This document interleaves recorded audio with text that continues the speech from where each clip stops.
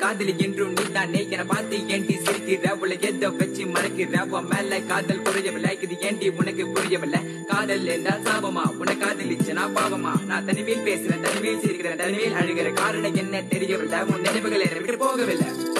ஒரு கண்ணால என்ன பார்க்கல உள்ள ஏதோ ஆகுது எனக்குள்ள